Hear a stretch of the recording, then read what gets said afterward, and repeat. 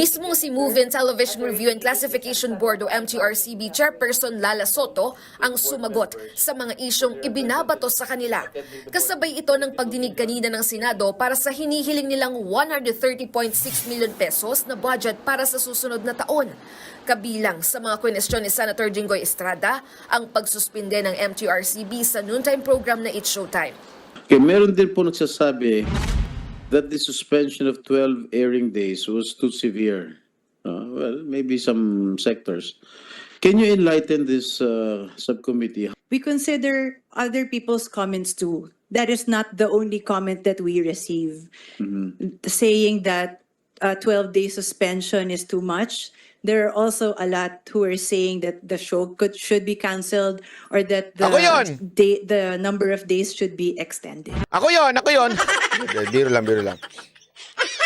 Sinasabi ni Madam, ni Chairperson, ang problema kasi, ang mga may ingay, yung mga balakatak dyan, ewan ko kung pinalaki, ang sinasabi nila, hindi sobra-sobra naman yan 12 days, bla bla bla bla, ganyan. Pero pakinggan din naman natin yung iba. Ang dami rin nung nagsasabi na kulang pa yan. Dapat yan, 1 buwan o 3 buwan. O kaya tanggalin na talaga sa television yan. Bakit? Hindi sila sumusunod eh. Meron pa nga ho dyan. May reklamo ako nakita dun sa programa nilang Girl on Fire. Sa Showtime. Sa totoo lang, sana na lang, nagkabarit na lang kayo. Kahiya-hiya, kilala ko pa yung gumanon dun. Kitang-kitang, kulang na lang talaga, sisilip na yung pechay dun eh. Sana kung vegetarian lahat ng nanonood dun, dinaig pa yung nakapanting suot eh. Kahit ba sabihin nating nakatawag dito, naka-stockings, dahil nga siyempre maraming kulimlim. Meron pa nuntunan yan. Bakit ko nalaman? Alam nyo, nung panahon na nag-guest pa, nung panahon ni Mocha, nag-guest pa kami sa telebisyon, Umagang Kay Ganda, Unang Hirit, Itbulaga, nag-guest po si Mocha nun eh. Tapos nagre-regular pa si Mocha nun sa SOP, ewan ko kung maalala nyo yun, ni Sunday. Very particular ho sa costume.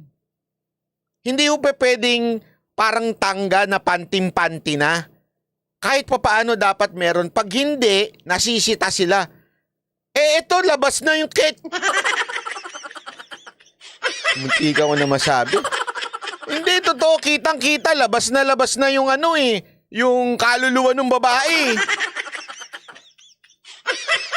Tapos may kaing pa. Alam mo yung kaing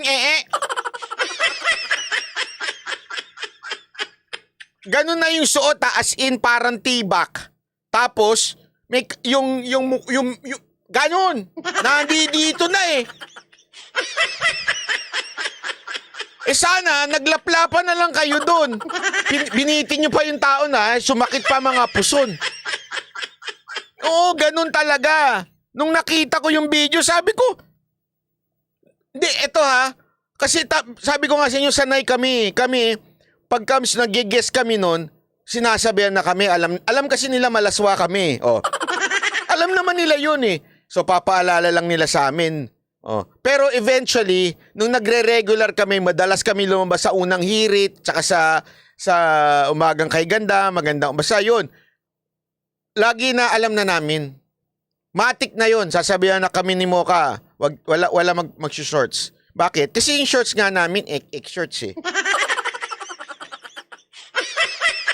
Shorts ang suot nila, kaya talagang, sa iba, panty na yon. Ito, malala. Hindi lang shorts. Talaga. Na. Lumalabas na. Sumisilip na. Buti na lang babae siya kung hindi. Lumabas ang nun. Hindi ba ho? Tapos, sila magre-reklamo pag winarningan to. Winarningan na, tapos paulit-ulit pa rin nila. Kung ano-ano naman.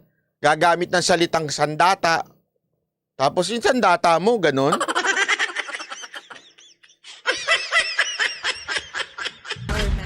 Sabi pa ni Soto, unanimous ang naging desisyon ng MTRCB tungkol dito.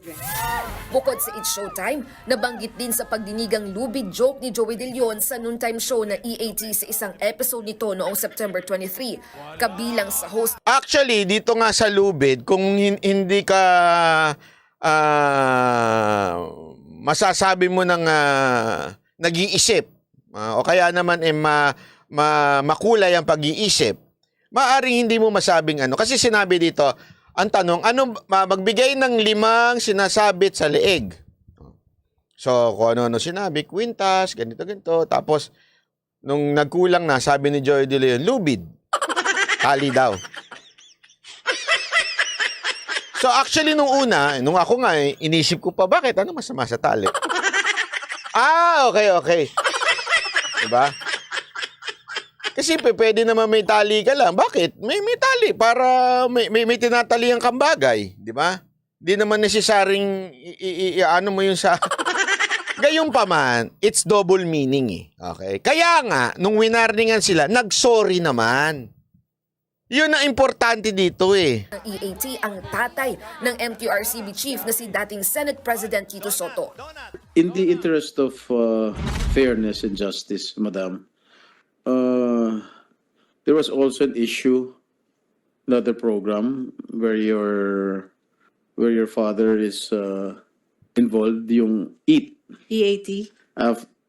After the host Wally Bayola used profane words in the noontime show. Did you summon him? We sent them a notice to appear. Like I said, Mr. Chairman, I inhibited myself from participating in the adjudicating All right. process. Nagsorry ng EAT sa MTRCB kaugnay ng lubid joke ni Joey.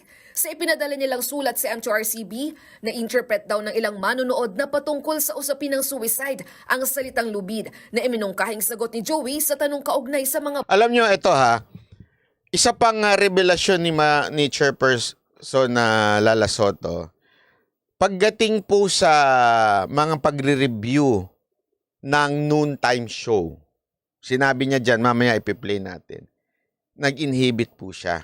Bakit? Kasi nga po, ang kanyang ama ay part ng noontime show. Sa madaling salita, ang revelasyon ng MTRCB ay simple lang. Pagdating sa noontime show, hindi ako makikialam. So, hinayaan niya yung board ang magdesisyon. Meron kasing committee yan na sarili. At, sa totoo lang din, I know personally, kasi ganun yung dati. Hindi naman po, pag nagdesisyon na ho yung committee na yon, hindi pwedeng makialam na yung desisyon ng chairperson. Kaya nga, mamiwirdoan ka nung panahon ni Pangulong Duterte, sausaw suka yung chairperson. Laging nandun sa komite. Alam mo talagang gusto mag-impluwensya. Pero this time, wala ho, nag-inhibit ho siya. Kasi nga naman, may honor yung ale na sandali, nandiyan tatay ko, labas na ako diyan, di ba? Hindi ako sasali diyan, kayo na bahala magdesisyon. Alam mo, kasi may mga kilala ho ako doon, di ko na lang papangalanan. Pero alam nyo ba na yung iba mas gusto pa, mas matindi, mas mahaba pa ang araw? At lahat sila, talagang unanimous sila. Inis na inis sila sa showtime. Bakit? Kasi minamak pa ang desisyon nila, ang bastos ika nga. Kaya gusto pa nila mas mahaba. And yet, iniklian na lang. Isipin nyo to, this is not the first time na violation. And this is not the first time na na-warning nga ang showtime. Yun ang pinalalabas kasi ng showtime eh. Lalong-lalo na yung mga panatiko ng showtime. Nilalabas nila na pinag-iinitan sila. Hindi ho. Mag-research kasi kayo eh. May FOI ho, wag ho kayong tanga. Freedom of Information. Humingi kayo kung ano mga cases ninyo, cases ng showtime sa MTRCB. bagay na isinusuot sa leeg, pinagsisisihan at humihingi raw ng paumanhin ng buong pamunuan ng EAT Oh. sa mga naapektuhan ng naturang pahayag. Tinitiyak umano ng EAT na kaisa sila ng M2RCB sa pagsusulong ng responsableng panunood ng publiko. Wala pang desisyon ng M2RCB kaugnay sa issue. Sa huli, inaprubahan ng Senate Finance Subcommittee ang panukalang At papakita lang natin yung buong buong part ng interview dito. Ang ganda kasi ng interview dito. In a Eh. statement, you confirm that MTRCB met with the kapisanan ng social media broadcasters ng Pilipinas last August 24. Am I correct? Yes, May you yes. place on record the purpose and agenda of the said meeting? Oh, it was just a courtesy call, Mr. Chair. I attend to and I give in to almost everybody who would like an audience with me. And so they expressed their support for the agency. They were very supportive also of the amendment to the charter. They believe that we should expand our jurisdiction. And they did mention that they would file a case against the hosts.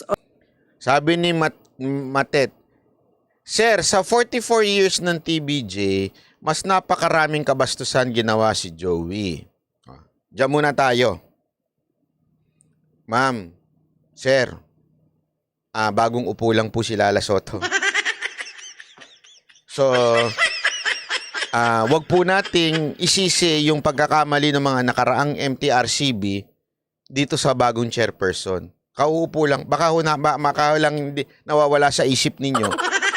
Kaka-appoint lang po ni Pangulong Marcos sa kanya nung nagsimula si Marcos. So, yung mga 44 years na sinasabi ninyo, mga nakaraang taon, pakihanap na lang po yung chairperson doon. Okay? Hindi, nililinaw ko lang. Okay, pangalawa, ang nangyayari dyan sa 8, gagawa ng mali tapos magsosorry lang. Oh, ang Showtime, natural ang humor, may wit. Sorry, real talk lang.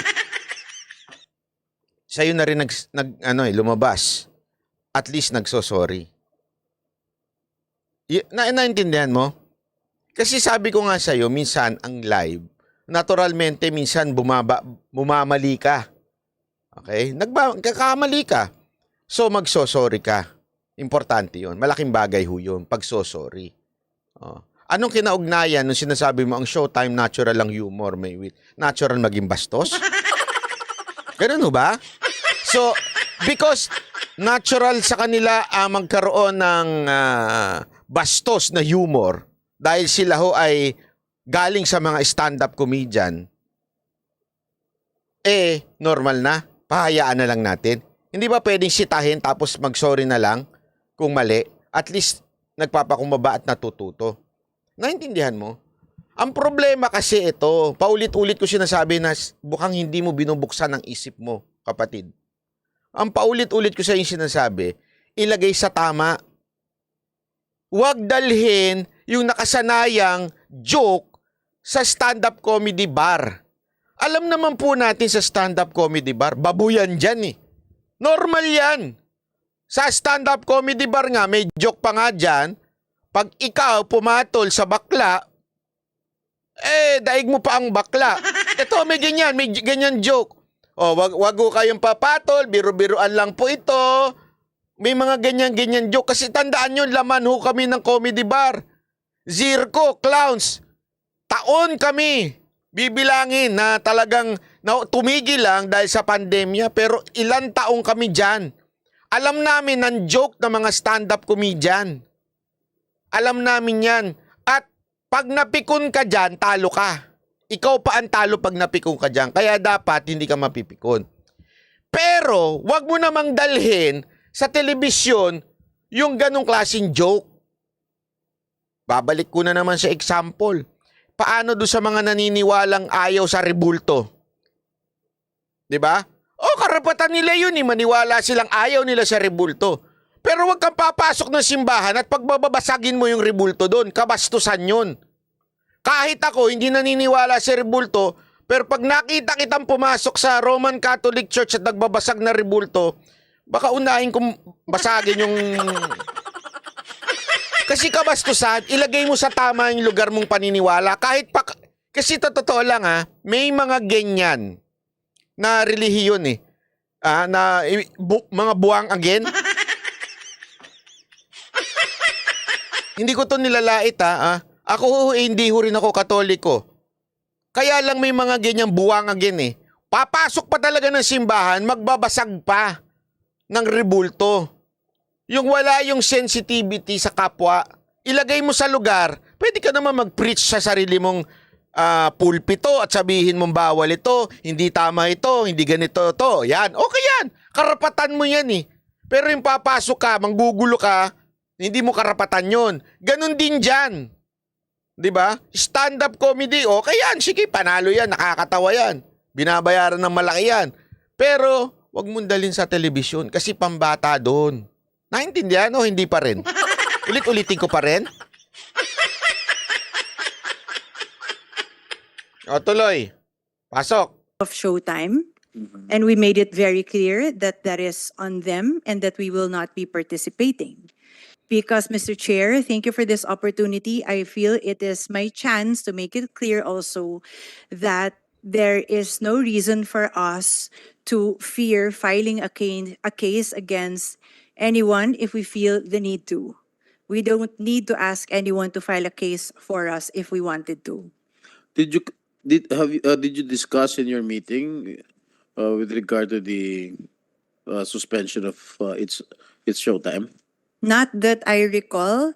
I would like to yield to Attorney Sonny Cases, who is the chairman of the adjudication committee handling the case of Showtime, because, Mr. Chair, in the spirit of transparency and in the spirit of fairness, I have already inhibited myself from participating in all the adjudication processes of any noontime shows. Ayan, malinaw.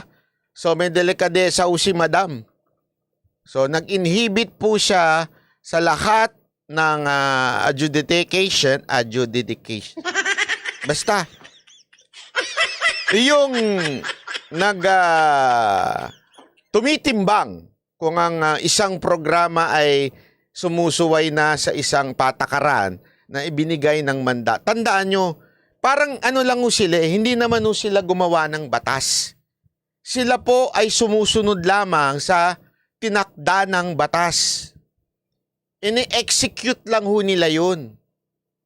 Kung nagagalit kayo sa batas at kung gusto ninyo, abay, maging congressman kayo, maging senador kayo, at baguhin ninyo ang MTRCB at sabihin nyo, mula ngayon, pinapahintulutan na ang mga bastos. Kahit sa noontime show. Pwede gawa kayo ng batas. Pero as far as ngayon, ang batas ay ganito. Kailangan nating sundin. At yun ay ini-implement lamang po ng MTRCB. Kaya lang yung nagiging issue ngayon, kasi ngayon ang MTRCB gumagalaw. Nung panahon ni Pangulong Duterte, yung chairperson doon, inutil. Walang kwenta. As in, ang sinabi, self-regulation lang.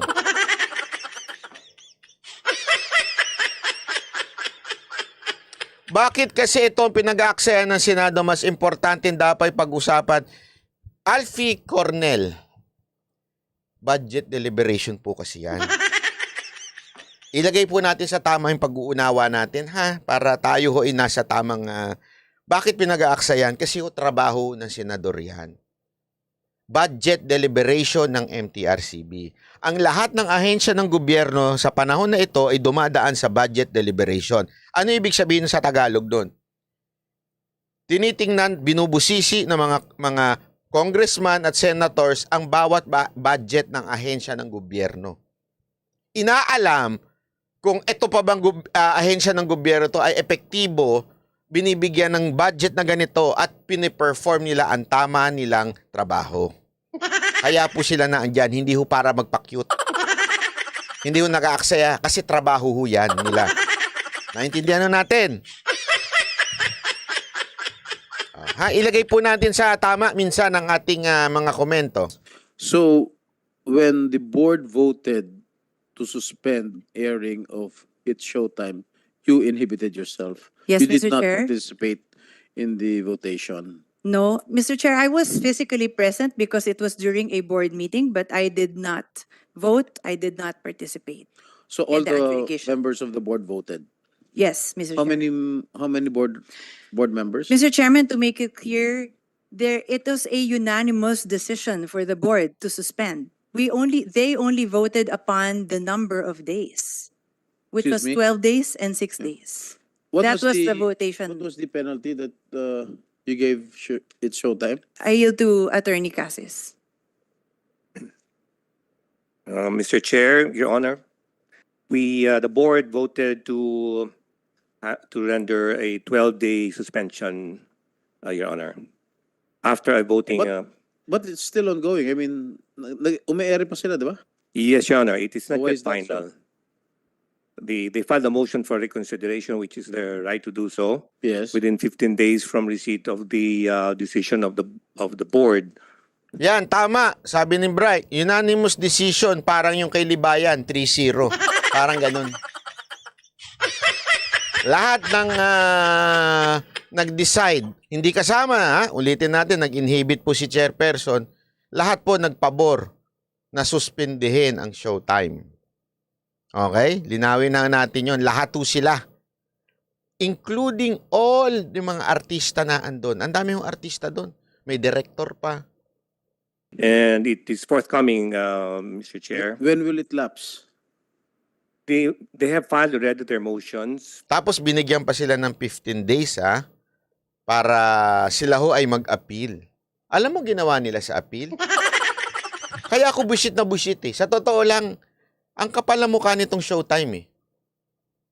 Ang kapal na mukha. Kesa na mag-sorry na lang, ipaglalaban nilang tama sila, imamak pa nila yung otoridad. Bastos, di ba? Sa totoo lang. Ikaw, sinita ka na eh. Kesa na magpakumbaba ka, pasensya na po, sorry na po. Imamak mo pa? Di ba? Kayo kaya, sige nga ho, kayo kaya ang ganunin. Di ba isang malaking kabastusan? For reconsideration. Okay. And it is now, When are you going to decide on it? it's forthcoming, Your Honor, Mr. Chair, within the week. What is your decision? If you want to answer. Mr. Chair, I'll tell you later. Huh? I'll tell you later. Okay. Mr. Chairman, I just want to add to that. We gave them a 15-day period for them to be able to file their motion for reconsideration. Ako nga sa tingin ko, kung nag-sorry na lang sila dito sa 15 days, humarap na lang talaga sila. Sabi nila, pasensya na, it was really a mistake. Medyo naging insensitive ang mga host. Basta, ako, aniniwala ako, may puso naman itong MTRCB. Sigurado ako, lalambot ang puso niyan at sige, tanggalin na natin yung suspension. Ang problema eh. Lalo pa nilang minamak on air. Paulit-ulit pa yung host nila na nagpaparinig. Kung ako talaga yan eh.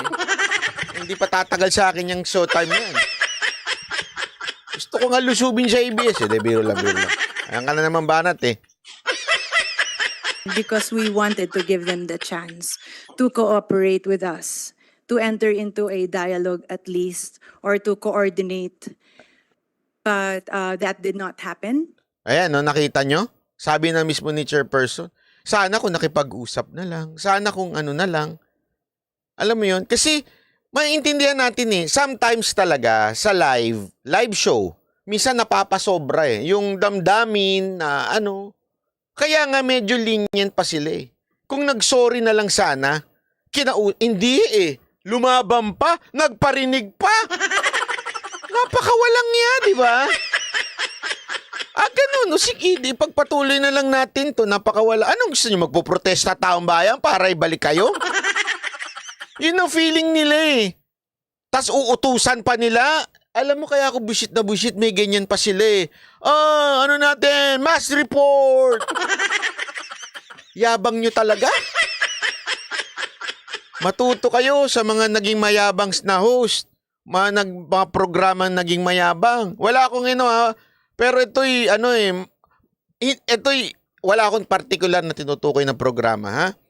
Pero meron no talagang mga ganyan na nagmamayabang na host, na nagmamayabang na mga shows dahil mataas ang ratings. Hindi tumatagal eh. Bakit? Lumalaki ulo eh. And we also wanted to practice to give them due process, Mr. Chairman. All right. Okay, meron din po nagsasabi that the suspension of 12 airing days was too severe. Well, maybe some sectors. Can you enlighten this subcommittee how the sanction was arrived at? Mr. Chairman, I'm sorry to interrupt. I will yield to Attorney Cases after I say my piece. Mr. Chairman, there are also a lot of people suggesting to cancel the show. We consider other people's comments too. That is not the only comment that we receive. Saying that 12-day suspension is too much. There are also a lot who are saying that the show should be canceled or that the number Sabi ni si Rendon na pinapatamaan ni Vice and sa hindi lang po yon, pati ho yung tinitrigger nila yung mga taong lumusob kay kay Chairperson Lala Soto para i-bash.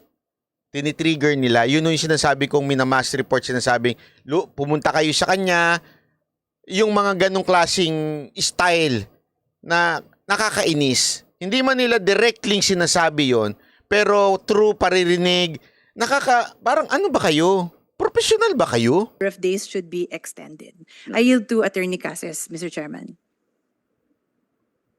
Okay, the UP Diliman Department of Broadcast Communication went as far as saying that it was a clear demonstration of the point about the agency's lack of wisdom and discernment, and that the measure is regressive and only illustrates the board's proclivity for censorship.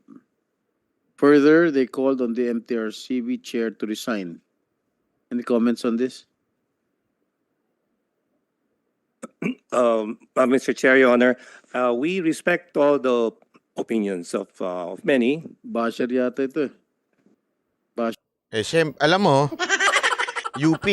Alam mo, nung panahon pa lang, actually, nung panahon na ginawa ni Marcos yan, yung senior, yung dating Pangulong Marcos, ano na ho yan talaga. Kung may social media lang noon, babash talaga yung MTRCB kasi they thought na it's censorship. Diba? Hindi ho, it's regulation. Nire-regulate kung ano yung tamang ilagay sa telebisyon. Kung ano yun. Kaya nga pwede, alam nyo ba sa particular sa movies, pwede naman medyo may ano eh. Eto na lang, tanongin ko kayo. Bakit may Viva Max? Talagang torjakan dun eh. Totoo naman, di ba? Walang biro, oh. Nagtataka nga ako bakit nakalusot yun eh. Oh. Kasi, hindi ko kasi pinanunood yun. Promise. Hindi ko talaga pinanunood yun. Naririnig ko lang Viva Max, Viva Max, Viva Max.